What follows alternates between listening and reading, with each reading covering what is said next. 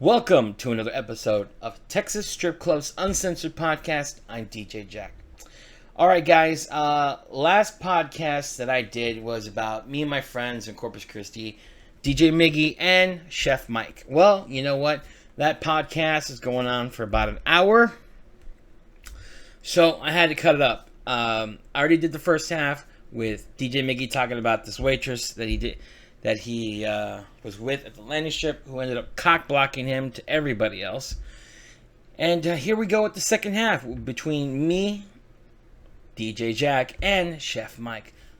Alright guys, before I bring in that, please don't forget, share, like, and subscribe. If you do that, it will make it easier for you to find my podcast here on YouTube. Alright guys, so don't forget, share, like, and subscribe if you can be bothered to. And here we go, without further ado, the rest of the podcast that we filmed in Corpus Christi. This is me, DJ Jack, and Chef Mike. Shit up. Anyways, yeah. That was my story about this crazy bitch. You fucking came in, let everybody in the fucking world know. You told a 30-minute story with no stabbings, no blood. No stabbings, no blood? No. It was just a woman who went crazy because she wanted his dick so bad.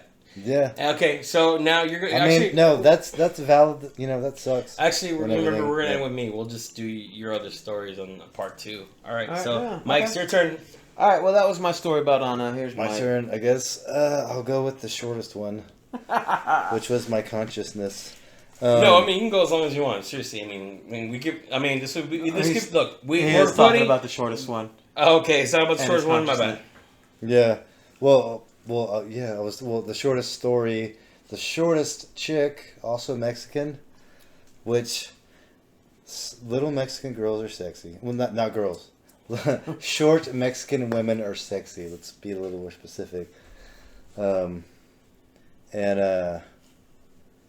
She no beauty queen. I was actually talking to one of the hottest girls I've ever dated at the same time. This is back in the restaurant we're at, where it was like if there was a vagina in the building, it was eventually going to, Eventually going to be Mike's, basically. He was going to hit it and quit it. All right, so Mike. Short story. Short story. With tiny feet, for all of y'all that are into that. So we started talking, like flirting a little bit, and she was, what was that, like 23, 24? I'm still pretty dumb, but I was really dumb back then, and she'd already had like a bunch of kids I didn't know about, but so she had her shit together. We were roughly the same age, I guess, and so she knew about life and played the fuck out of me. And so, but all I know is like, hey, this girl wants to have sex. This is fun. She's, pretty cute. We're flirting. Then we go back to where I was staying. And I don't know if y'all seen that movie. What is it? Is it Legend? No. Is it like where Tom Hardy fights himself or something? I Am Legend. I Am Legend is Will Smith. Sorry, it is Legend. Tom Hardy plays himself. Yes, he's one of the Cray brothers. Right. No, that's the wrong Tom Hardy movie. It really has nothing to do with the story. All right, well, continue with the story. We'll be here for the next 35 minutes to finish it out. Yeah. So, long story short, man, we're having great sex on this couch. The couch has a high back on it. And then, all of a sudden, her voice is getting farther and farther away. And then I hear screaming. And I stand up, rock hard, naked. My face hurts a lot. Her boyfriend's on the other side of the couch. He'd snuck in the back door, come over the top of the couch, and just laid into my face for I don't know how many times. Miguel can talk about how my face looked. The next morning when I had to go to work after all this shit. What do you mean laid in your face? So, with this fist. Check it out. So, you're laying down, getting fucked, right? All right, yeah, picture this. This dude comes over so the I'm top fucking of the chair and just... Yeah, so I'm okay, on... wait, but first he pulled her No. Off of you. No. All right. Because how did her voice get farther and farther away? It was in my head. Okay. Yeah, as I was going to sleep. Out of consciousness. Yeah. First and only time, actually, I've ever been knocked out. Versus like fights, head injuries, never lost consciousness, or drunkenness. Well, maybe kind of, I don't know if that counts. But so me and her on the couch. Everything's great. We're almost there. This is some of the best sex of my life. Up until things start kind of drifting and floating away. Because you're getting your ass kicked. We're on the couch. It's one of those couches with the high back on one side. Yeah. So I never saw anything coming. And apparently from talking to other people, I mean, he's fought a bunch of big dudes in my hometown and whatever. Apparently he knows how to fight. And he's just laying into me over the couch, just right on the face. Like I'm sure I was knocked out first punch, and then he just kept boom, boom, boom, boom, and I'm coming in like Sloth from the Goonies the next day, face just fucked up. Everybody's like, "What? He's looking at you. He's looking at you, and this is fucking. I mean, I've already got a lazy eye. So fucking swole. Yeah, it was just fucking destroyed my face. And what happened was after when I started to come back, I stood up. Still pointing in his direction with my dick. And she's like screaming, and he throws a plastic chair at us and runs away, which I don't understand. That doesn't make any sense at all. I know, like, he'd already fucked my face up. Would he want to fight some more, or anything the but fact that you just got up scared the shit out of him, like, I'm fucked. He's like, okay. Or is I'm not going to fight a naked guy, or...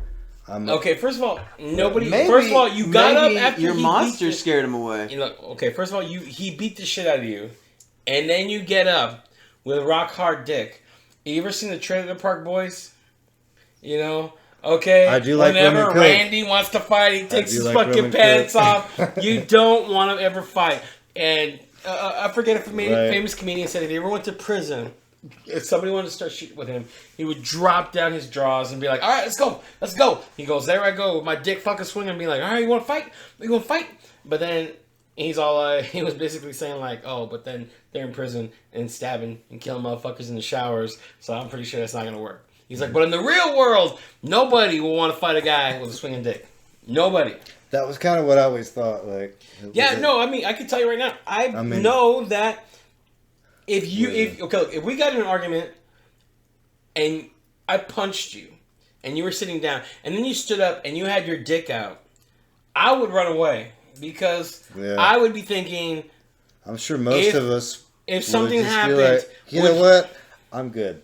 Would he be the type of man to literally slap you in the face with a dick? Because my friend Pyro did that to me. I was working and he's still considered a friend. Yes, he's still considered a friend. He was just being funny. Dick slapped you. Yeah, he dick slapped me. Look, so here... He watched Jackass. Okay, I did not mean... No, this was before Jackass. This was years ago. And I had worked a double, and then I worked the morning shift, and this was at Exoticus. And they had a little couch right outside the DJ booth. And I laid down and fell asleep. And Pyro was, and that's Leo, he was DJing. He got off a fret boy in his face. He was trying to wake me up. Telling me that my friend Danny had come to pick me up. And I wasn't waking up. And he kept shaking me. I wasn't doing it. And this will be funny. So he thought it would be funny just to see if it would wake me up. He pulled his dick out, which is huge, by the way. It is huge. Look, no. There was That's probably why he didn't wake you up. I'm not gay, but I am glad that he... Look, I know it's huge because... it was a huge dick, because if it was a small dick, I would just fucking Okay, first of all, you know what? Otherwise, you're like tickling your nose. To understand, I'm not being gay, but I'm just saying, I gotta make sure this shit doesn't turn off this time. But no, so you have to understand... there used to be this dancer that would come up to the DJ booth, grab the mic and be like, And so I was like, I came and worked early one day because I needed to talk to Pyro about some songs that he had, and I needed him to make me some burnt CDs. And I heard it, on my phone. I'm like, damn, Ginger doing her stupid shit again. I go up there. No, fucking Pyro is fucking her in the DJ booth, and then pulls out rock hard. And I'm like, damn. And I'm like, I don't ever. Nice. I was like, God blessed you twice. Okay. You got a great metabolism. You're fucking 6'4", and you got a huge dick, bitch. And this is what he tells me. Oh, she wants to suck dick while I'm fucking her. Let's do this shit. And I'm like, you know what, man? I can't. For some reason, that's pointing and looking straight at me. I cannot fucking do this shit. And as I was like, man, I'll talk to you later. And I was walking away. His friend Noe walked in the building. He's like, Noe, come up here real quick. Man. So I'm there. I'm asleep. And I know this because he told me. He's like, I was trying to wake you up. He's like, I'm surprised it worked. I was asleep. Suddenly I felt like, I'm like, what the fuck? I got up quick. I was like, what the fuck? He was shaking me. A 6'4" mountain of muscle was shaking me, and I did not wake up. He slapped me across my face with his dick. So your muscles have memory. We know what shaking feels like. We know what shaking feels like. We know what this feels like, and we just, our consciousness kind of ignores it. But when, like, a sausage slaps you in the face, you're like, that's only one thing. What the fuck? What the fuck? Yeah, so I woke up and I'm like, what the fuck, man? Why are you hard? And that was the first thing I said. And he's like, hey, your buddy Danny's here to pick you up. And I'm like, that does not stop my question. Why the fuck is your dick hard? And why are you slapping me in the face with it? Fucking weird. And he's all like, I didn't think you'd wake up. But I was like, bitch. That still doesn't answer the question. And that's not my crazy story, by the way. Yeah. Wait, are you done with yours? I'm sorry. I interrupted. I wasn't sure if you're done with yours. All I can picture is like...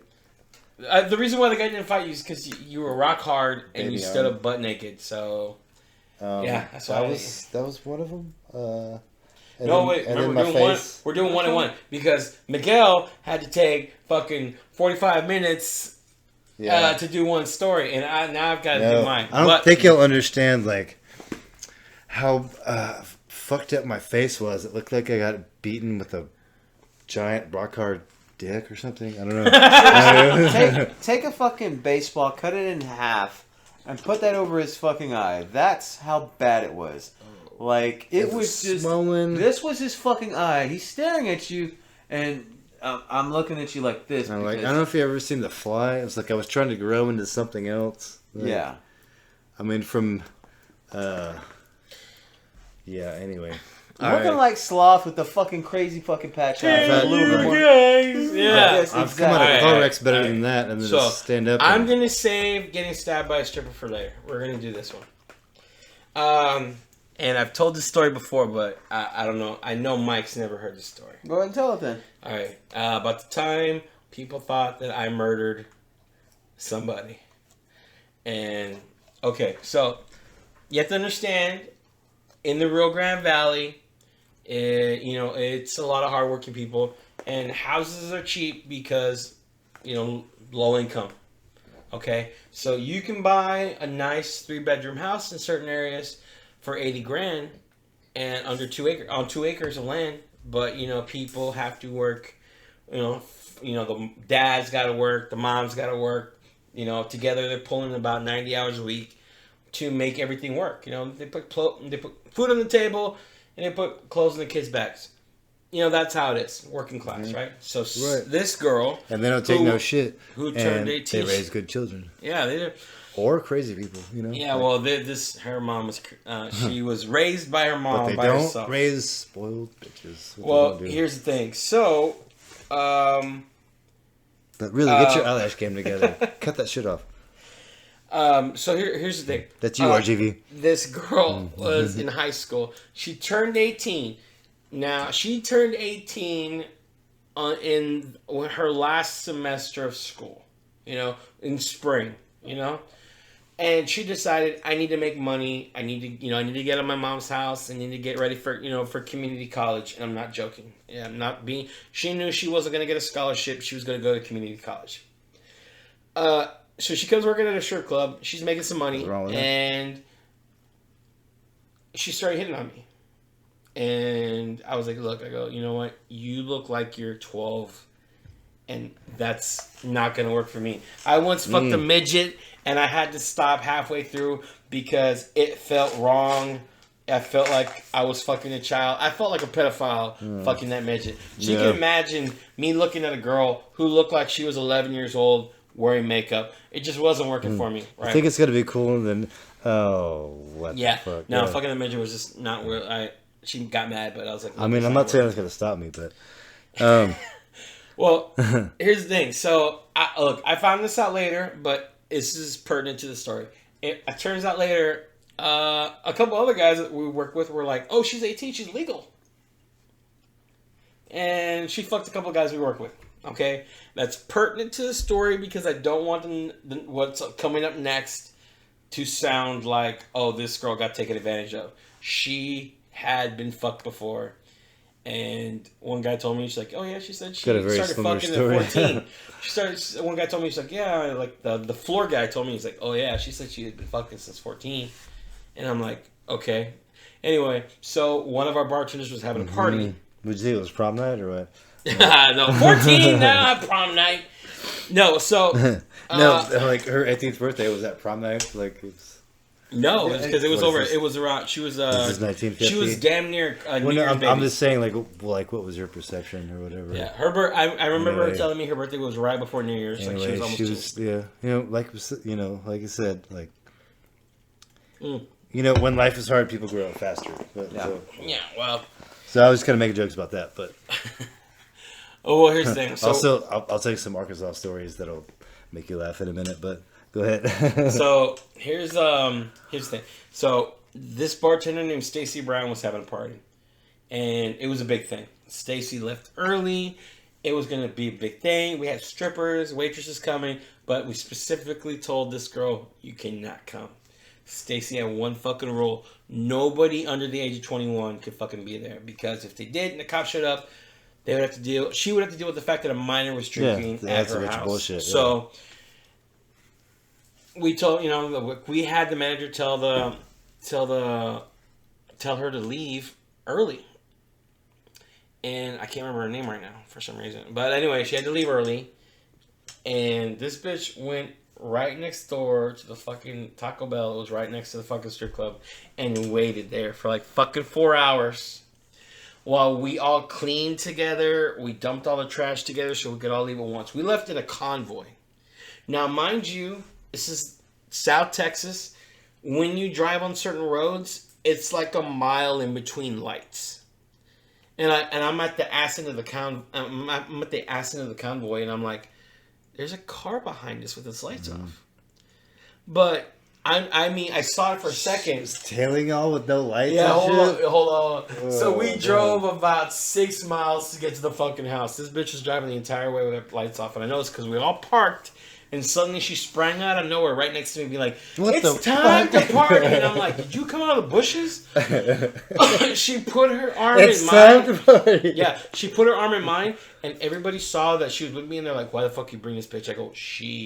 I go, I thought this is before like Nokia cell phones, like a scary clown popping out of the bushes. Like it's time to party. Nokia cell phones were barely a thing. Cellular One was like the biggest fucking phone company that doesn't exist anymore. No, the brick. Before the flip phones, before the huge brick, there was a smaller brick, which was the Nokia phone. And everybody's like, "Motherfucker!" I go, "I didn't bring her. I saw a car behind us without its lights on," and she said, "Yeah, I didn't want you to see me following you." And I'm like, God, but because she showed up with me, supposed to fucking be here. She showed up with me. I was held responsible for her, so I got fucked. Anyway, so I'm there. She's pounding Jaeger, which she's never had before, and I know that because she's telling everybody, "I've never had this before. It's so good." I was like, "You bitch." Anyway, so 45 minutes in, she's already fucked up. So I did the respectable thing. I took her upstairs. Stacy had these whiteboards, so you put a whiteboard up and be like, someone's sleeping. Occupado, so somebody doesn't walk in. Stacey, but I was a gentleman. Because she was like, hey, if you're gonna be fucking, You put that occupied. You write occupied. Like, it's gonna happen. Here's the system. You like, put that damn. occupied. You write occupied, so nobody walks in on you fucking. Anyway, so I take her up there. I'm a gentleman. I leave a light on so she doesn't get surprised in the dark. I give her a bottle of water, and I'm like, she's fine. I walk downstairs. I'm there. I'm having a good time. I'm joking with somebody. I'm hitting on a wait. I'm hitting on a dancer, and suddenly I hear there's somebody like, "Oh man, there's a train going on upstairs." And I'm like, "Fuck!" What the fuck? And I look at my buddy Lee, and he looks at me, and he's like, "We may have to beat some ass." And I was like, "All right." He's like, "Let me know if you need me." I'm like, "All right." I hauled ass upstairs. This bitch was wide awake, and I know that because she saw me. I stopped, and I'm like, "What the fuck?" She's got a guy fucking her from behind, and understanding, I'm seeing her profile, so I can see that she's getting fucked from behind. She's sucking a dick, and there's a guy like jerking off in the corner, and she's like, "Oh my god, take your pants off, get in here." And I was like, "Nope." Close the door. I'm like, okay, she's wide awake. Yeah. Obviously, Like, she woke up. That's not rape. I don't know what happened, but she's wide awake. Yeah. She's wide awake. Anyway, I found out later. Cocaine. Anyway, somebody gave her cocaine to wake her up. It's part of a later part of the story. Anyway, so I go downstairs. I'm having a good time. Too bad you didn't get the post-hoc interview. Like, hey, no. Yeah, whatever her name is. No, Stacey got mad that was going on in the party. But she's like, literally, she was all like, "You know what? It's happening. There's nothing I can do about it, so fuck it. Let it happen." There's cocaine, people We fucking were like there. that. We were there Those kind of until things go past together. the sun coming up, and we all went to Whataburger. And, we all came back. But we basically did the clown car, just like all one car. The soberest person drove. We got Whataburger, ate there, came back, and we're all like, this bitch was gone. She was gone. Like, I went to go check on her, she was gone. No one's heard from her ever again. Oh, Legend has it, she's still out there. Hold on. Training the fuck out of So the next day, I'm off. So I'm like, okay, I'm recovering at home. I had Whataburger, I went home. I'm like, okay, I get to sleep in. I just lay down. I went to sleep. I woke up like hours later. Went out to a bar with my friends. And next night I went to work. I walked in. The fucking DJ, a guy named Hector, goes, "Oh my God, it's the conductor himself. Jack in the house." I'm like, what the fuck are you talking about? You're like, that's Mr. Mehoff to you. Everybody assumed because I took her upstairs, I started the train. And I'm like, I was trying to explain. I was like, no. When I put her down, she was asleep. She was asleep. And I found out later, one of the floor guys, like, I went up there. She was asking me for cocaine, which means that she woke up after I left. And yeah, she started doing it. Like, the guy's like, I gave her 20, and I didn't do anything. But I found out later he fucked her before the party. He's like, but I walked away because she was kind of fucked up. I didn't think she'd actually do the cocaine. So, yeah, everybody assumed because I went up there first. Mm-hmm. And then after I left, and the door guy's like, well, you took her up there, and then she's asking for cocaine. Then the train happened, and more than a few guys that I work with just goes to show you fucked her. The biggest, customers, too. It's like the biggest personality gets the biggest blame / credit for whatever the fuck they didn't do, Well, here's the thing. So everybody's saying I'm the conductor, and I'm doing this, I'm doing that. And this bitch disappears. Like, nope, she never went home. Remember, she's still in high school. Mm-hmm. So she should be at school. And she doesn't show up for work. Is her name Sister Agnes? No. Or... Nobody knows what happened to her after she left. Anyway, so... And then her mom calls the police because she's been gone for 48 hours. And they start asking around the strip club. And lo and behold, they start talking about the guy that started the train at the party. My name gets thrown around. Didn't have to go talk to the cops. Well, because they're like, her mom was like, she works at that club. They know something, and everybody was throwing my fucking name around. And I'm like, I got questioned by the cops. And I'm like, look, I don't know what happened. And after people got found, I swear to God, after people got found out that I got questioned by the cops, they're like, why'd you kill that bitch? I was like, I didn't kill nobody. I had motherfuckers being like, dude, if you need an alibi, bro, I'll hook a brother up. Just let me know. what happened, and the cops, I can believe hook me. you up. Stop And I was fucking like, asking me why I didn't kill. Yeah. like literally, people were asking me like, "Why'd you kill that bitch? She was so." I'm like, "No, I didn't kill anybody," but everybody thought I killed the bitch, and I got questioned a second time, and it's already been 2 weeks since the party happened. I'm going into work. And the owner Kenny's like, "Look, man, I can't have the cops coming in. Like, I'm about ready to lose my fucking job because of this shit." Fuck? Then this bitch walks into the fucking building to collect her last paycheck. So here's what happened. We find out because again, I said cell phones at the time were Nokia phones. A cellular one doesn't exist anymore. It's been gone for years. So understanding that cell phones were not for normal people. They couldn't afford them. She didn't have a cell phone. This bitch met a guy at a party. At the party. Apparently he was in the train. Mm-hmm. Fell in love. Her favorite caboose. Yeah. And he's like, "Hey, I'm going to LA or Las Vegas. I forget which one. But he's like, I'm leaving for 2 weeks." So she goes up to Vegas for a couple with days. a guy she'd never fucking You're met about to before. go up to the pen. Never decides to call her mom. It's just Never calls her mom. I need that paycheck. Yeah, it's a good thing there was a Cash App too, or you'd be blocked up. Yeah, no. So she came back, collected her last paycheck because she was gonna move in with him. Yeah, so she left. Never called her mom. So it's a story about meeting the love of your life, really. No, I wish this stupid bitch caused the like people actually thought I killed her. I mean, you know how fucking stupid it is when you think people imagine people like say Miggie was a customer and I've been bar backing and then I'm covered in asking me like so why'd you kill where's that the bitch? body at, bro? Yeah, no, there was. Why'd you kill Did you that feed bitch? it to gators or did you feed it to fucking pigs? It's just Texas, not Florida. But it's like there's gators here too. Gators here. He was hunting one in my house. so that was no, that was my crazy fucking bitch story because people thought that I killed her, and I'm like, I didn't kill her, but I can understand because I had a really similar story from high school, but it was over heirloom Christmas decorations that other people stole and were broken at a party. I mean, not like murder. To go to prison. All right, we've got to wrap the this whole up because concept. at this point, once we put these together, it's going to be about an hour long. So I think we should end this as part one. All right. Hopefully, Mickey's next story will not be 35 minutes long. Okay, and hopefully you can cut some of the fat off that story. Anyway, please share, like, and subscribe. It makes it easier for you to find my videos, especially if you want to hear us being idiots. In the next video, next time I come down to Corpus and recording with these guys, hopefully you will already have been subscribed because it makes it easier for you to find my videos, and I really hope you want to come back. So thank you for listening to our ramblings. I will see y'all next time. Peace. Peace.